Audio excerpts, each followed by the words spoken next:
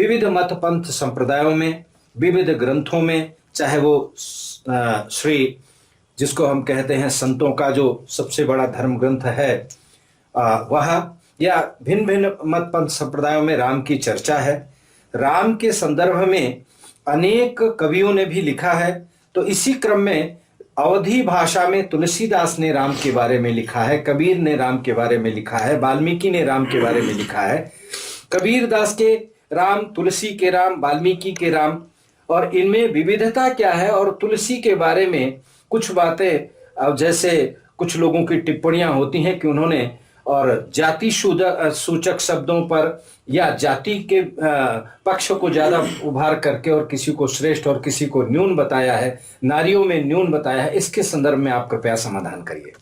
देखिए, उसमें यह है कि ऐसे समय पे रामचरितमानस का लेखन किया तुलसीदास जी ने, और अयोध्या जो सबसे पहले जो मानव सृष्टि हुई वो अयोध्या से हुई, इसलिए इस पृथ्वी की भी जन्मभूमि अयोध्या है, क्योंकि इस यहाँ राजा पृथु हुए, उनके नाम से ये हुई। और सृष्टि जो हुई प्रथम वो मन शतरूपा, वो भी अयोध्या से हुई।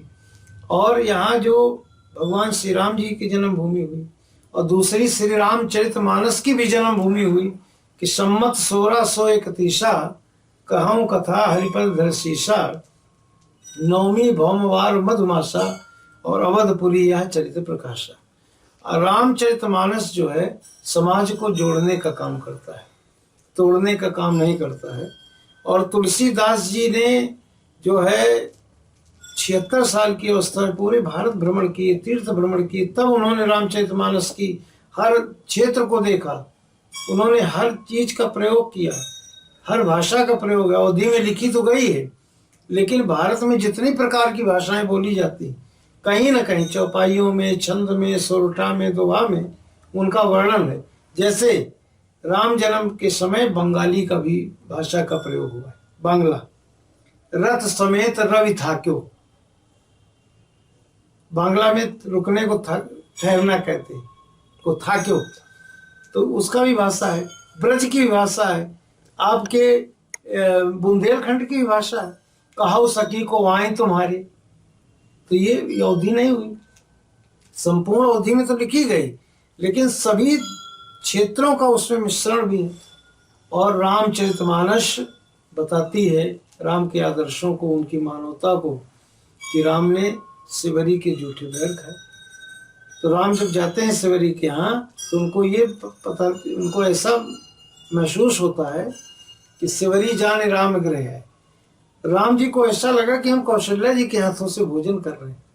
ये प्रेम दिखाता है। अपने पिता की अंतिम जो यात्रा होती है और जो अंतिम क्रिया होती है, जो अंतिम संस्कार होते हैं, राम जी को करने का सौभाग्य नहीं मिला। भरत जी ने किया, लेकिन राम जी ने उस गीध के अंतिम संस्कार अपने हाथों से किया कि जटायु की धूरी जटाओं से झारी। तो ये रामचरितमानस सिखाती है सरल भाषा, हिंदी भाषा, अवधी भाषा में लिखने से जन जन की लोकप्रिय ग्रंथ हो गया। इसलिए इसमें किसी प्रकार की भ्रांतियां नहीं करनी चाहिए। रामायण जो है हम सभी को एक धागे में पिरोने का उपदेश देती है।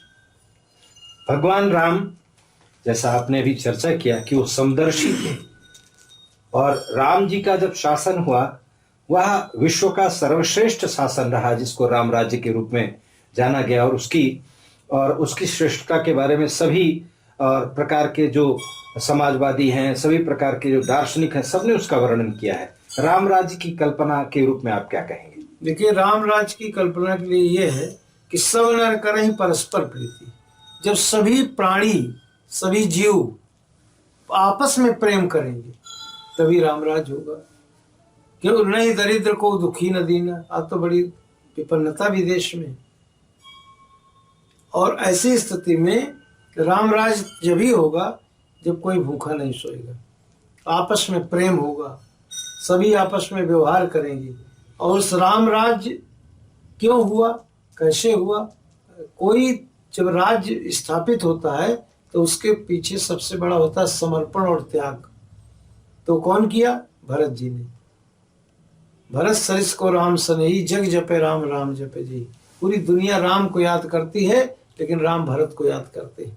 भरत जैसा प्रेम और स्नेह और त्याग किसी में हुआ नहीं। तो भरत जी चित्रकूट जाते हैं और राम को अयोध्या बुला करके लाते हैं। 14 साल के बाद आते हैं, वो खड़ाऊ से संचालन करते हैं राज्य का। तो अयोध्या में राम राज स्थापित हुआ संपूर्ण भारत में। आपने सुना भी होगा 1991 में हम लोग साथ में गए, उस समय ब्रह्मदत्त द्विवेदी जी ऊर्जा मंत्री थे। रविंद्र जैन ने वहाँ जब गाना गाया, यहीं से शुरू किया उन्होंने कि जिस दिन राम का भवन बन जाएगा उस दिन भारत में राम राज आएगा। अयोध्या राम मंदिर निर्माण जब हो जाएगा तो संपूर्ण भारत में राम राज अपने आप आ जाएगा, क्योंकि राम का मंदिर ऐसा था, राम ऐसे थे, राम मर्यादा पुरुषोत्तम थे।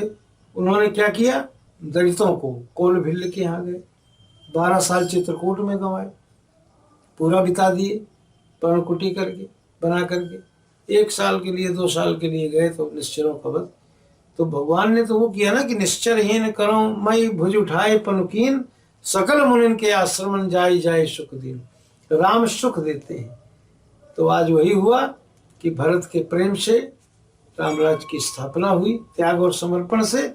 और महाभारत में भगवान के कहने से जो है कौरवों ने 5 गांव नहीं दिए पांडवों को, तो महाभारत हो गया, रक्तपात हो गया।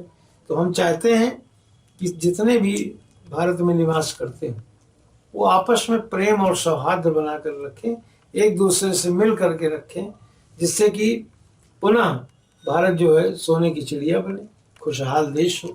Friends, we at bharatmarg.com are involved in Sanatana Dharma Prachar and also exposing all anti-Hindu activities and fighting for our Desha Dharma. Join hands with us by liking www.facebook.com/bharatmarg page, also at Twitter at bharatmarg, and YouTube just by subscribing.